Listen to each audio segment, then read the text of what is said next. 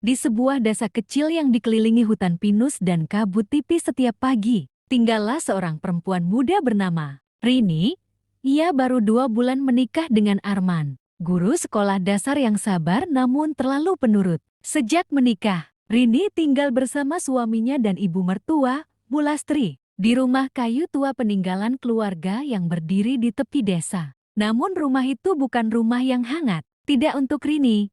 Sejak hari pertama ia menginjakkan kaki di sana, Bulastri sudah menunjukkan sikap tak bersahabat, pandangan tajam, suara keras, dan sikap mencurigai semua yang dilakukan Rini menjadi santapan harian. Kau pikir dengan menikahi Arman kau bisa anak-anakan di rumah ini? Masak yang benar, cuci baju jangan asal. Ini rumahku, bukan penginapan. Begitu hardikan pertama yang Rini dengar dari bibir Bulastri. Arman yang lembut dan tak suka konflik hanya meminta Rini bersabar. Ibu memang keras, Rin, tapi hatinya baik. Nanti juga luluh.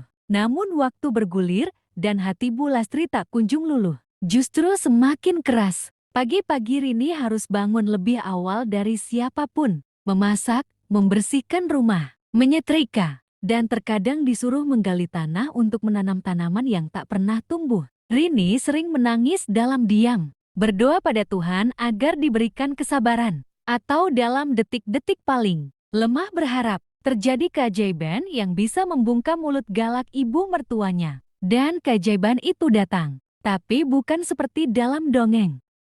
Malam itu sunyi, hanya suara serangga dari hutan yang menyelinap lewat celah-celah jendela kayu. Rini sedang mencuci piring saat mendengar suara gaduh dari kamar Bulastri. Suara benda jatuh, lalu jeritan yang membuat darahnya membeku. Tolong, tolong. Rini dan Arman berlari ke kamar. Mereka mendapati Bulastri duduk di lantai, memegangi kepalanya sambil berteriak. Rambutnya acak-acakan dan dari sela-sela rambut itu, semut-semut kecil keluar. Hitam, mengkilap, menjalar dari kulit kepalanya ke lantai. Jumlahnya tak masuk akal. Ya Tuhan, bisik Arman. Bulastri menangis. Ambilkan minyak kayu putih. Ada sesuatu di kepalaku. Mereka menggigiti aku. Malam itu mereka menyisir rambut Bulastri, tapi tak menemukan apa-apa. Selain kulit, kepala kemerahan, dan beberapa luka garukan. Semut-semut itu seolah menghilang begitu saja. Keesokan harinya, dokter datang. Katanya stres berat, barangkali hanya halusinasi. Tapi Rini tahu apa yang ia lihat malam itu nyata. Dan itu baru permulaan. Hari demi hari, Bulastri makin berubah. Ia tak lagi banyak bicara, tak lagi marah-marah. Ia duduk termenung di jendela, menatap langit abu-abu di atas hutan. Mereka datang tiap malam, bisiknya pada Rini. Semut-semut itu, dari kepala. Aku tak tahu kenapa. Aku mimpi ibu. Ibu datang bawa tanah kuburan. Rini diam. Ia tak tahu harus percaya atau tidak. Tapi malam-malam berikutnya, ia mulai melihatnya juga. Jejak semut dari kamar Bulastri menuju sumur belakang. Semut-semut yang hilang saat disentar. Dan suara garukan dari dalam kepala seolah sesuatu menggali. Mencari jalan keluar. Suatu malam, Bulastri memanggil Rini ke kamarnya. Ia membuka laci rahasia di lemari, mengeluarkan kotak tua berdebu. Di dalamnya, foto sobek seorang wanita tua, sikat rambut kering, dan secari kertas lusuh bertuliskan aksara Jawa kuno. Itu ibuku aku. Dulu menuduh dia penyihir, karena dia bisa bicara dengan binatang. Orang-orang percaya aku. Kami usir dia. Dia mati di hutan. Aku yang menyebabkan. Dan sekarang dia kembali. Lewat semut-semut itu.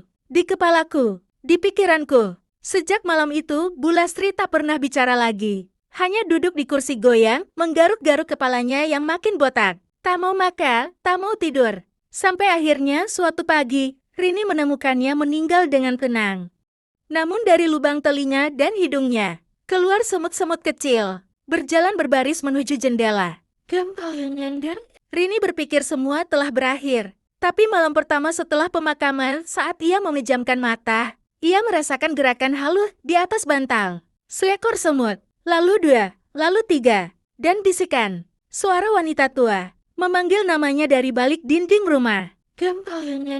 Sejak malam itu, Rini tak bisa tidur nyenyak. Semut-semut kecil muncul di tempat yang tak masuk akal, di dalam lemari, di sela lipatan baju, bahkan di dalam cangkir teh. Ia coba bersihkan, membakar kemenyan, menyemprotkan minyak sareh semuanya tak ada hasil. Suatu sore, saat menyapu halaman belakang, Rini mendapati jejak semut mengarah ke sumur tua yang sudah lama ditutup. Sumur itu ditutup rapat dengan papan dan batu berat di atasnya. Konon sudah tak dipakai sejak Ibu Arman masih kecil. Tapi hari itu, papan penutupnya sedikit bergeser. Rini menelan ludah. Dengan hati-hati, ia mendekat. Saat menyibak salah satu batu, ia melihat semut-semut itu berkerumun di pinggir bibir sumur. Seperti menanti sesuatu. Saat ia hendak kembali ke rumah, langkahnya terhenti oleh suara.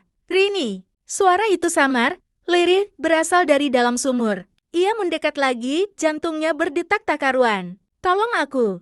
Rini terhuyung mundur. Suaranya bukan suara Bu Lastri. Itu suara perempuan tua lain yang belum pernah ia dengar tapi terasa familiar. Dingin menjalar dari tumit ke ubun-ubun. Malam itu, Rini tak makan. Ia hanya duduk di ranjang, menatap pintu tertutup. Dan ketika Arman mencoba bicara, ia hanya menjawab, "Besok aku mau buka sumur itu. Aku harus tahu."